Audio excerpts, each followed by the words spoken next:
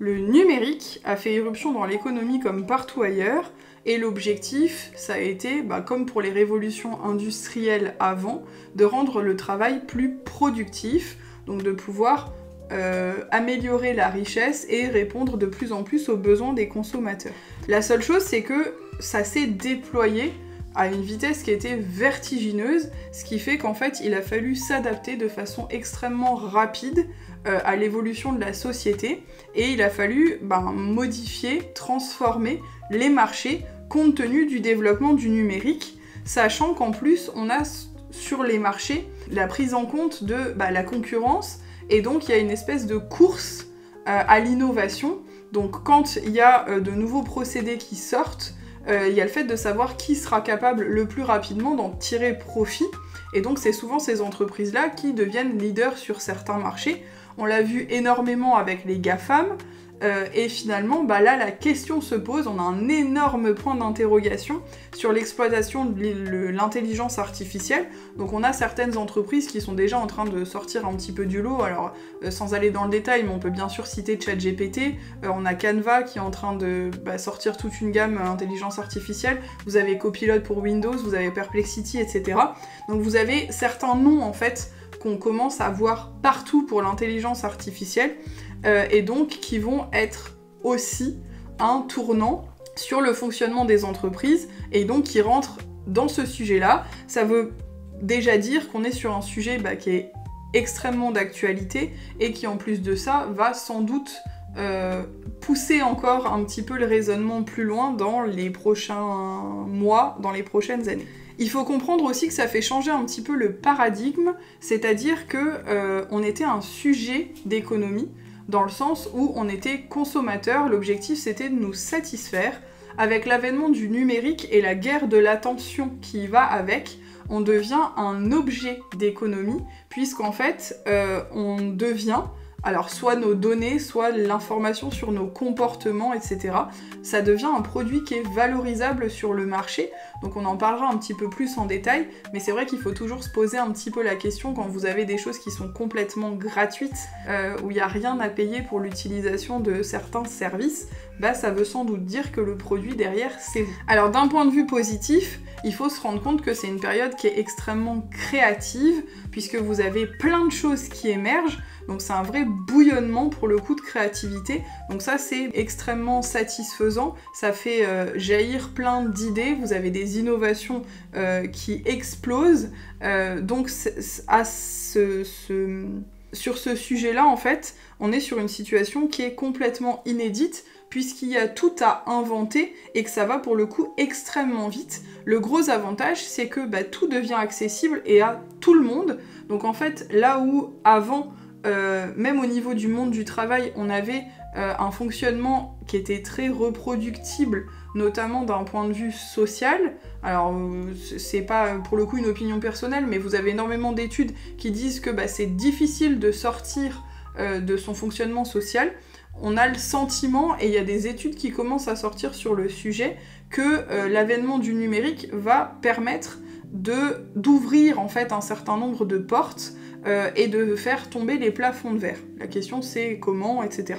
Donc la première question qui se pose, c'est l'impact du numérique sur l'environnement et sur les décisions de l'entreprise. Donc qu'est-ce que ça a changé finalement sur le fonctionnement des marchés, qu'on est désormais du numérique. Donc je l'ai dit, on est sur une économie qui est en pleine mutation, puisqu'on est sur ce qu'on pourrait appeler une révolution numérique, ce qui fait que d'un point de vue fonctionnement de marché et concurrence, c'est créateur d'énormément d'opportunités pour les personnes qui vont vouloir s'en saisir.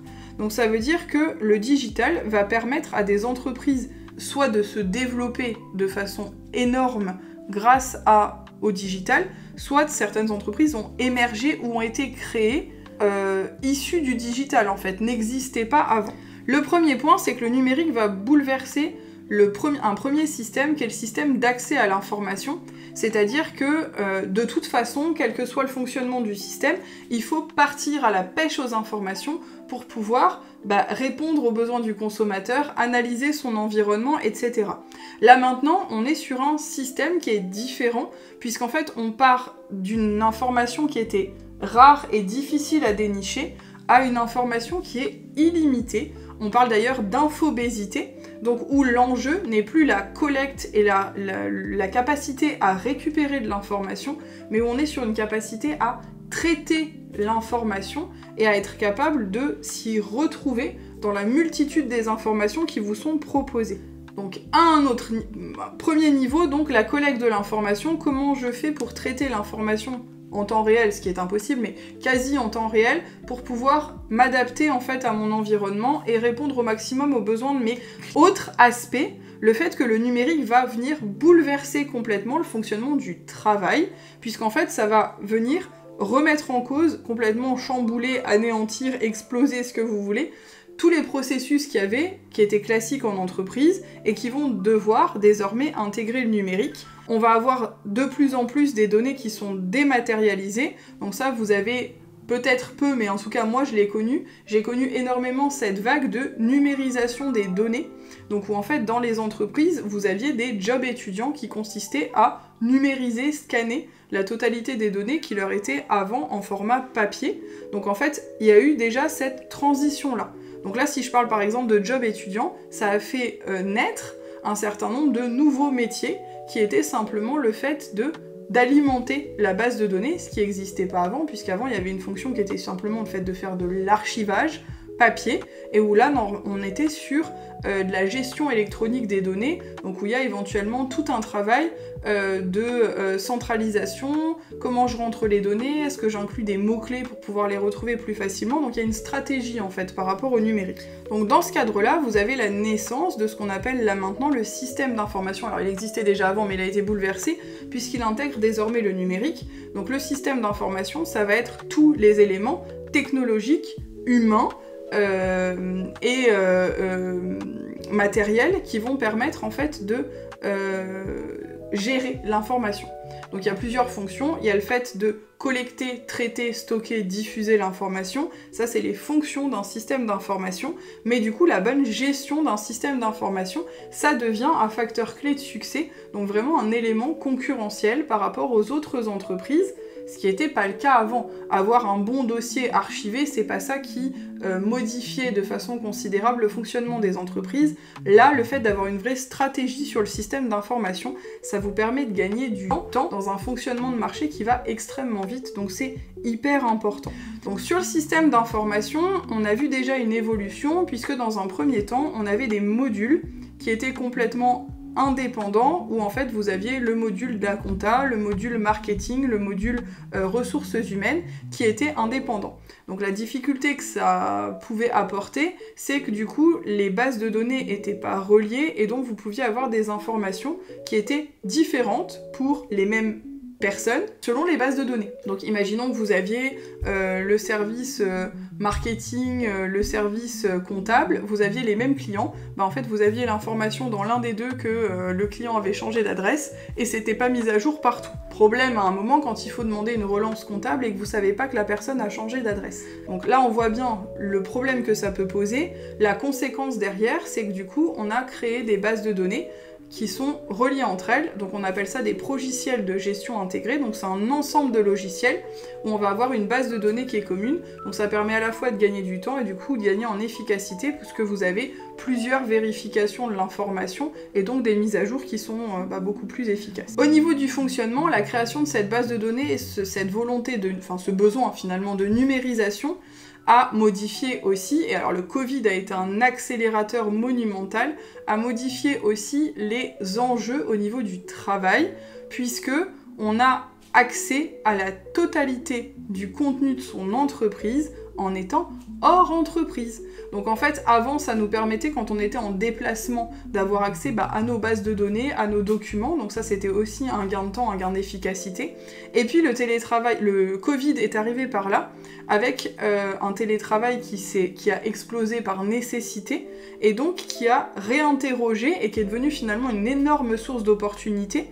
Alors d'un point de vue économique, je mets pas de côté tout ce qui s'est passé qui était tragique à cette période-là, mais d'un point de vue économique, ça a créé de nombreuses opportunités de remise en question du fonctionnement des entreprises. Est-ce que c'est opportun que les salariés soient placés toute la journée au même endroit, sachant qu'ils ont accès à leur travail partout. Alors après, les réponses sont divergentes selon les entreprises, et sans doute qu'il y a des bonnes raisons en fait de dire oui ou de dire non selon les secteurs, mais en tout cas, ça nous a obligés à nous réinterroger sur cet aspect-là.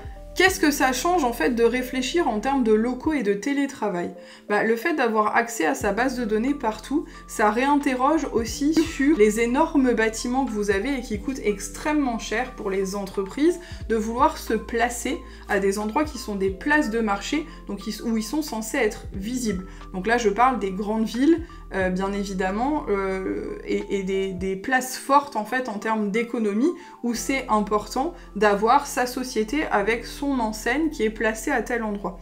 Bah oui, sauf que le fait d'être placé dans les business centers des grandes villes, ça a un coût, et donc le fait de repenser en termes de télétravail, ça a impliqué aussi une réflexion sur est-ce qu'il est nécessaire d'avoir un poste par personne dans l'entreprise. Donc ça permet, c'est une opportunité en fait en termes de gestion financière et en termes de gestion des coûts, puisque les entreprises pourraient réduire en fait les espaces de leurs locaux, voire modifier la qualité, donc avoir des locaux qui sont peut-être moins quantitatifs mais plus qualitatifs, et donc en fait qui octroient la possibilité de travailler de différentes façons. Bien sûr, le portrait qui est dressé n'est pas un portrait qui est tout rose, c'est-à-dire que comme n'importe quelle opportunité, il y a des risques derrière.